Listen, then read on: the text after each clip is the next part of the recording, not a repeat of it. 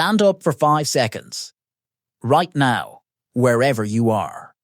Before this video ends, you're going to know whether you're making the walking mistake that quietly raises fall risk for millions of adults over 70, and most people making it have no idea they're doing it. Sit back down. Let's find out. Take 3 normal steps. Just 3. Right where you are, did your heel touch the ground first or did your foot slide? Hold that thought, because in the next 2 minutes, you're going to find out exactly what that answer means, and it's not what you'd expect. There's actually a name for what we just tested. It's called shuffling. Hang on to that word, we're coming back to it. This isn't a video about being scared of getting older. It's the opposite. It's about knowing your own body well enough to stay steady, stay independent, and stay out of a hospital bed. Families call it personality. Oh, that's just how mom walks now. Doctors call it something else entirely. And here's the first open loop. What doctors see in 3 seconds of watching someone walk down a hallway is information most families miss for years. In a minute, I'll show you exactly what they're looking for. That word from a minute ago, shuffling, here's what it actually means. Not walking slowly. Something more specific, walking without fully lifting your feet. Shorter steps. A drag or a slide instead of a clean heel-to-toe motion.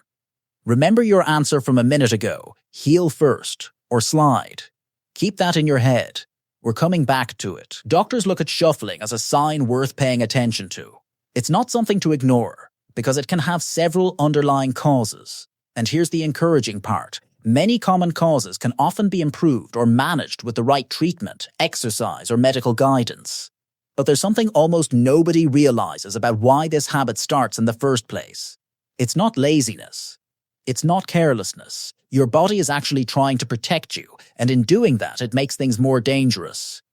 I'll show you how in a second. As we age, we naturally lose muscle, hips, thighs, calves. That loss makes it harder to fully lift the foot with each step.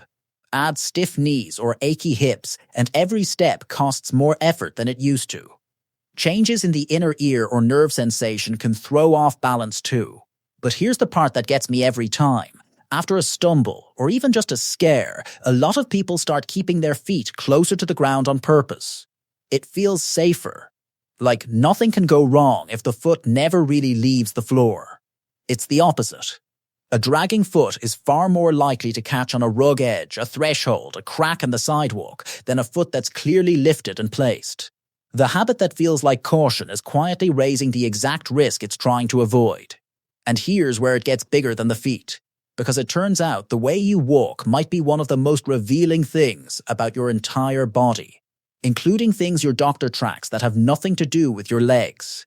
Here's a number that surprised me the first time I read it. Researchers have proposed that walking speed should be treated as a vital sign, the same category as blood pressure or pulse. One well-known study, published in JAMA, looked at people over 65, a walking pace of about 8 meters per second, a relaxed, unhurried speed, lined up with the average remaining life expectancy for someone that age. Faster than that, people tended to live longer, on average, slower, and the number shifted the other way. That's not a countdown clock. It's a mirror. Your gait reflects your strength, your balance, your nerves, even your heart and lungs. And your doctor can measure it in under a minute with nothing but a hallway and a stopwatch.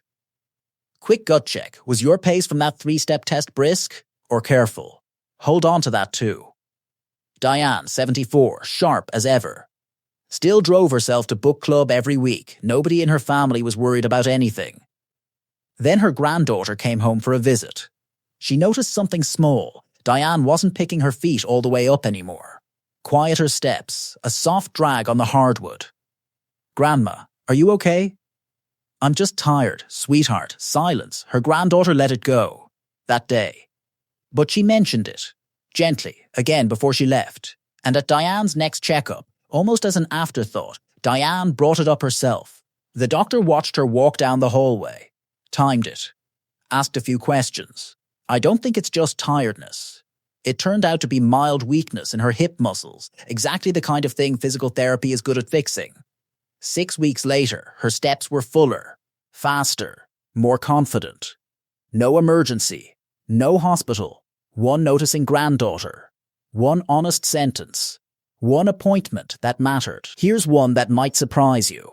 Researchers have studied something called walking while talking, literally, having someone hold a conversation while walking and watching what happens.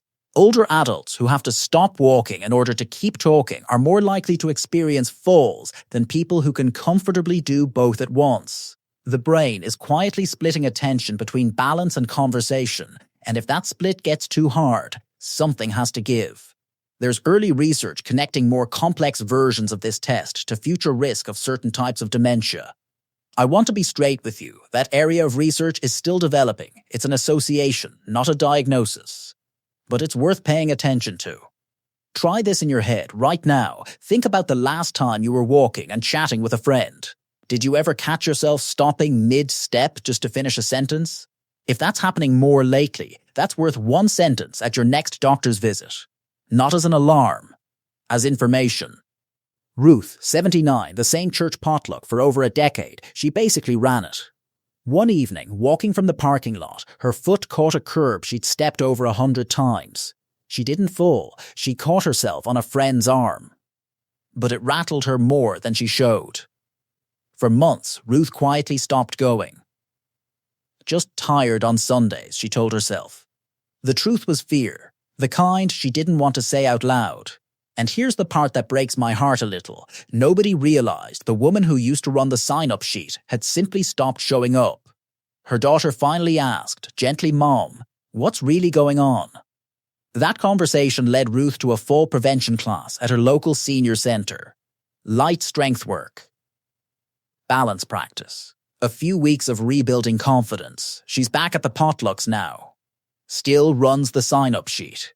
Ruth's story points at something researchers at the National Institute on Aging talk about directly. A lot of older adults are afraid of falling, even if they've never actually fallen. And that fear quietly shrinks their world. Fewer walks. Fewer errands. Fewer visits. Here's the twist. Staying active is one of the biggest things that actually prevents falls. So the fear of falling can talk you straight into the one behavior, sitting still, that raises your risk the most. It looks like caution. It behaves like the opposite. So what actually breaks the cycle? Not fearlessness. A handful of specific, doable things. Let's go through them. Fast. 1. Shoes. Slippers and smooth soles at home are a sneaky fall risk because we let our guard down indoors. A shoe with ankle support and real tread, even just around the house, makes a genuine difference. 2. The home itself. A secured rug. A nightlight in the hallway. A grab bar by the shower. Small, one at a time fixes that add up fast. 3. Medications. Overlooked constantly. Certain blood pressure medications, sedatives, and other common prescriptions can cause dizziness or weakness that changes the way you walk without you ever noticing. A once-a-year medication review with a doctor or pharmacist is one of the highest value 5-minute conversations you can have. 4. Standing up slowly. Give yourself a beat before that first step, especially first thing in the morning. Quick pause. Of those 4, which one have you never actually checked for yourself? Keep that answer in mind for the end of this video. Then there's exercise, but not the way most people picture it. Tai Chi, slow, gentle, almost meditative movement, with real research behind it specifically for balance and fall reduction. Only if it's safe and you have something sturdy nearby to hold on to, try standing on one foot for a few seconds. That's balance training in its simplest form. The exact system Tai Chi and chair exercises are quietly strengthening. Simple strength work does the same job. Light resistance bands, basic chair exercises, regular walking, stairs, which also helps slow bone loss. The goal isn't to become an athlete at 75. It's 10 minutes, a few times a week, aimed at the exact muscles and balance systems that keep you steady. Small, unglamorous, genuinely effective. A husband and wife, both in their 80s, had a routine checkup. The doctor mentioned gait speed almost in passing, just a comment, in and out. It stuck with them. They started walking together every single morning. Nothing intense, a loop around the neighborhood, rain or shine, talking the whole way. A year later, at their next appointment, the doctor actually stopped and commented on how steady and quick their steps had become. They didn't do anything complicated. They made walking a daily habit they did together, and their bodies answered back. Let's make this practical. Here's exactly what to say at your next appointment, because doctors actually use a version of this themselves. 3 questions. Have I fallen in the past year? Do I feel unsteady when I'm standing or walking? Do I worry about falling? That's it. That's a real clinical screening tool used across the country. You can walk in and say, I read that these 3 questions are worth checking in on, and I wanted to ask myself them out loud with you. You can also ask directly, can we check my gait and balance today? Or are any of my medications linked to dizziness or falls? Completely normal questions. Doctors wish more people asked them. So, back to where we started. The mistake almost nobody notices in themselves, the shuffle, the dragging step, was never really about the feet. It's about muscle, balance, fear, and a few fixable habits hiding in plain sight. Remember your answer from the very beginning. Heel first or slide? Brisk or careful? That's not a diagnosis, it's a starting point. You don't need to fix everything today. Pick one thing from that list you just held on to. Maybe it's the eye exam you've been putting off. Maybe it's asking your pharmacist to look over your medication list. Maybe it's just noticing, the next time you cross your kitchen, whether you're picking your feet all the way up. The next time you stand up, don't think about your age. Think about your next step. Because one better step today can protect 1,000 more tomorrow. Steady isn't about being unstoppable. It's about choosing, one step at a time, not to stop. Tell me one thing in the comments when you did that 3-step test at the start of this video. Heel first or slide? I read every one. And if this video showed you something new, send it to one person you love. Not because something's wrong, just because noticing early is the whole game. Subscribe if you want more videos like this, because in the next video I'll show you one everyday dinner table habit that quietly affects strength, balance, and independence more than most people realize. See you in the next one.